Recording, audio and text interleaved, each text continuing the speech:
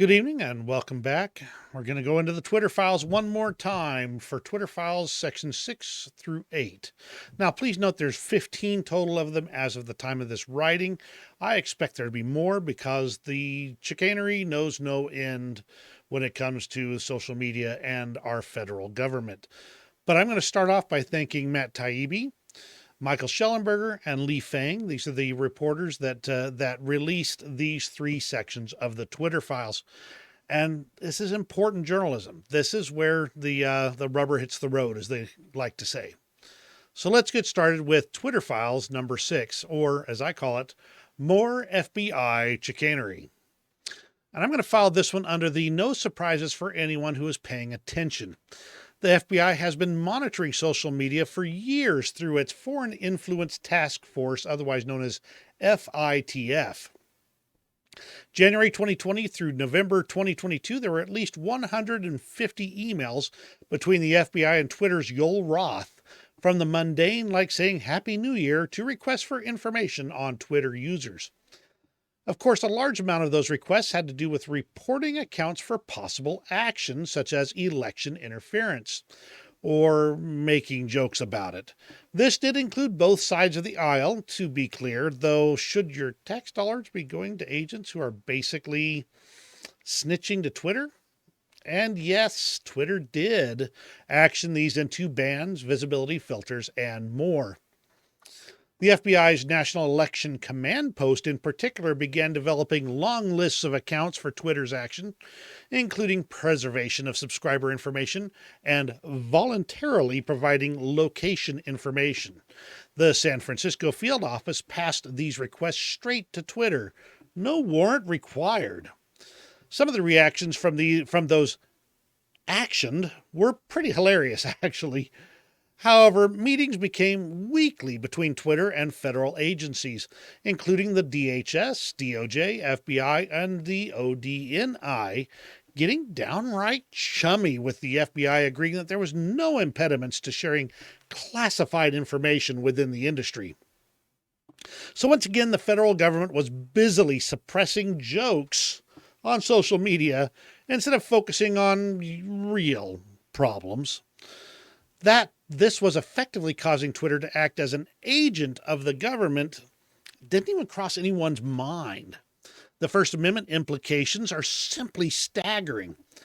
There's more in this batch, but in the end, it's just Twitter acting on behalf of an increasingly authoritarian government that was busily divorcing itself from citizen oversight. The unelected bureaucrats were on the case. A lot of things in Twitter files number 6, but let's move on to Twitter files number 7, where we talk about Hunter Biden and his laptop. To understand this part of the Twitter files, you can watch me talk for a few more minutes or watch Freedom Tunes, and the link is in the description of the video for this. Today is our meeting with the FBI. Specifically, you're going to want to keep an eye out for stuff about Hunter Biden smoking crack. That's going to be a lot of misinformation about that. That's just horrible. In short, the FBI knew the Hunter Biden laptop story was, in fact, accurate. They knew they had the evidence. They knew that a story was coming out from the New York Post about it. And they knew Twitter and other social media companies would fall for their line about it being Russian disinformation. But this part of the story doesn't begin with the New York Post story. It actually begins in 2019 when an inebriated Hunter Biden brings 3 Apple MacBooks into a Delaware computer shop with water damage for data recovery. The store owner takes on the task and by the next day is fully engulfed in enormous quantities of pornography, shady finances, and questionable business practices on the device. Hunter never returns for the laptops or the data. But the FBI did. And when nothing is done with the data as far as the store owner can see, he reports this issue onto someone who might be able to bring to light the shady dealings he uncovered. Rudy Giuliani, who passes a copy of the recovered data to the New York Post. When it became known that the New York Post was going to publish an article on the laptop the next day, lawyers for Hunter Biden contacted J.P. MacIsaac, the computer store owner. And the FBI sent a slate of documents to Twitter. Related? Possibly, but more nefariously, within hours of the New York Post article release, Facebook, Twitter, and other social media companies had hard censored the article. But why? Because they had been primed to believe that anything about Hunter Biden would be a Russian disinformation campaign specifically targeting a hack and leak operation about Hunter Biden. Suspiciously specific? Yeah. Twitter justified their censorship under the hacked materials policy, despite the materials not being hacked and in all aspects being factually accurate. In fact, Russian and other foreign influence was extremely low throughout 2020. But the FBI had been ratcheting up the pressure, asking for more access, more information, more non-existent proof of Russian interference, all throughout 2020. None was coming, but the ground had been plowed. The minds of Twitter execs prepped to expect exactly this type of information to be none other than foreign influence, Russians at work. With a cadre of FBI alumni sprinkled throughout Twitter's staff, including lawyer Jim Baker, the story stood no chance of taking root. It was killed before it could even take its first breath.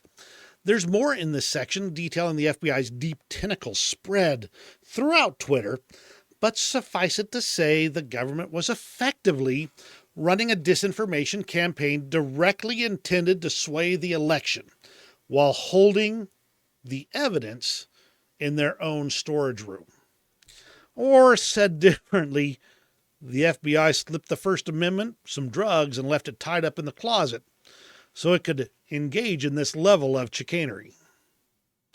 By the way, why was Hunter Biden's laptop so important? Mr. Schellenberger said it best.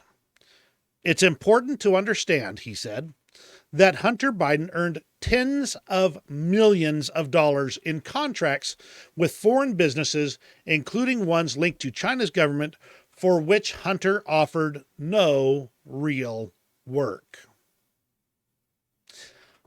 Later, and I've been kind of just catching snippets of this, so more recent revelations have included apparently reports that were written entirely unlike Hunter Biden's emails, very detailed reports. One of them was on Ukraine and the situation over there. And that email was that report neatly formatted and put together and all the details of what was going on over there. And that was shipped off in his email as kind of proof that he had access to the goods. But let's move on to the Twitter files number 8. And this one's going to be a short one because this is basically Twitter looking the other way as the government uses it for psyops and propaganda. And this can be best summed up with this single tweet. Suffice it to say that the U.S. government was running wide-ranging propaganda operations with Twitter's blessing and assistance. This should surprise exactly nobody. But there is a trove of damning evidence in the 21 tweets that comprise Part 8. Link in the description if you want to delve into those details. But as for the rest of the Twitter files, there are a ton of additional revelations that all come down to government abuse of power and corporate-endorsed political gerrymandering.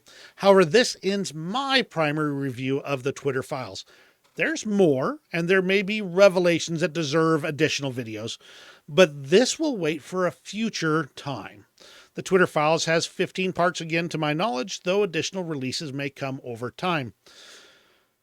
Truly, the volume of information shows the accuracy of the statement, the banality of evil. Where evil has become so everyday, so commonplace, that you don't even notice it anymore. At least that's what it looks like from my front porch, especially looking at Twitter HQ back in 2020. Let me know what you think in the comments below. Did I miss anything that you thought was more important or any revelations that you found particularly interesting, let me know again.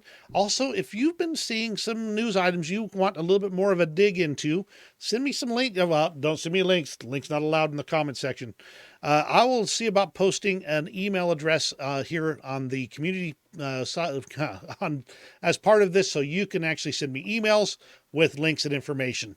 Thank you very much for joining me today. You have a great rest of your day, and we'll see you next time.